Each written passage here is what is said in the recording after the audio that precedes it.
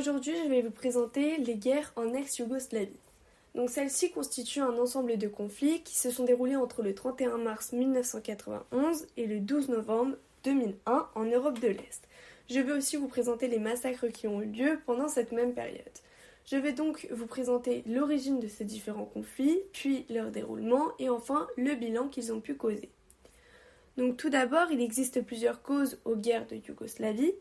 Après la mort de Tito en 1980, qui était le dirigeant yougoslave, l'effondrement du communisme en Europe de l'Est en 1989, puis la dislocation de l'Union soviétique en 1991, les tensions nationalistes se sont empirées dans les différentes républiques fédérées, ce qui n'a fait qu'accentuer les séparations entre les religions catholiques, orthodoxes et musulmans. Différents acteurs interviennent dans les guerres de Yougoslavie.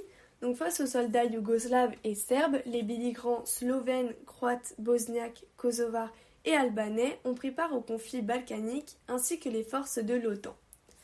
Le premier conflit est la guerre d'indépendance de la Slovénie, aussi appelée la guerre des 10 jours, qui est un conflit militaire lancé le 26 juin 1991 par la République fédérative socialiste de Yougoslavie, qui s'oppose à la République de Slovénie à la suite de la proclamation de l'indépendance de cette dernière. Après plusieurs dizaines de victimes, le conflit s'arrêta par la négociation à Brioni le 7 juillet 1991. Par la suite, la guerre de Croatie se déroula d'août 1991 à novembre 1995 à l'issue de l'effondrement de la fédération yougoslave.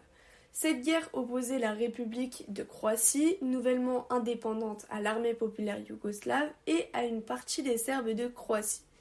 Pendant cette guerre débuta la guerre de Bosnie-Herzégovine qui commença le 6 avril 1992 à la suite de la déclaration d'indépendance de la nation éponyme. Les belligérants croates et bosniaques s'opposent donc aux Serbes et les casques bleus des Nations Unies interviennent dès le début de ce conflit dans des opérations de maintien de la paix. C'est seulement l'intervention de l'OTAN en septembre 1995 qui va permettre de mettre fin au conflit grâce à l'opération Deliberate Force.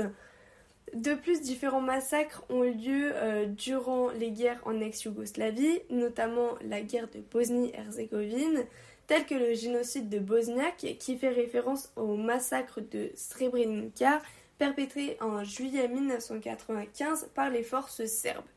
Donc, au sens large, cette expression, elle va inclure le nettoyage ethnique réalisé de 1992 à 1995, dans les zones contrôlées par l'armée de la République serbe de Bosnie lors de la guerre de Bosnie-Herzégovine. Donc ce nettoyage ethnique, il a provoqué la mort d'environ 33 000 personnes, dont 8 373 hommes et adolescents bosniaques lors du massacre de Srebrenica.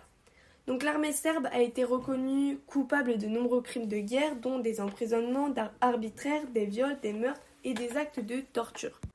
Enfin, je vais vous parler de la guerre du Kosovo qui va opposer les Albanais et les Serbes à partir de 1998 jusqu'en 1999. Donc malgré les tentatives de médiation internationale, le conflit va gagner en intensité.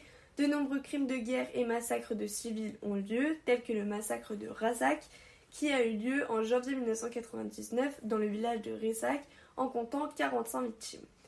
Ce conflit prend fin le 10 juin 1999 grâce à l'intervention d'organisations internationales telles que l'OTAN.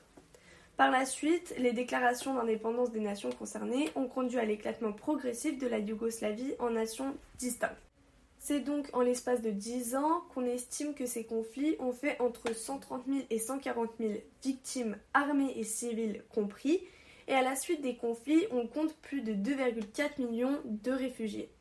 Donc les guerres de Yougoslavie, elles ont entraîné l'éclatement progressif du pays qui ont donné naissance à 7 nations républicaines. Donc la Croatie et la Slovénie qui voient le jour en 1991, la Macédoine qui est créée en 1991, s'ensuivent avec la Bosnie-Herzégovine en 1992, le Monténégro ainsi que la Serbie en 2006 et enfin le Kosovo en 2008. Donc les accords de paix successifs qui découlent de ces conflits intègrent une reconnaissance internationale de la création des nouveaux États et de plus, les guerres de Yougoslavie marquent la fin du régime communiste dans ces territoires.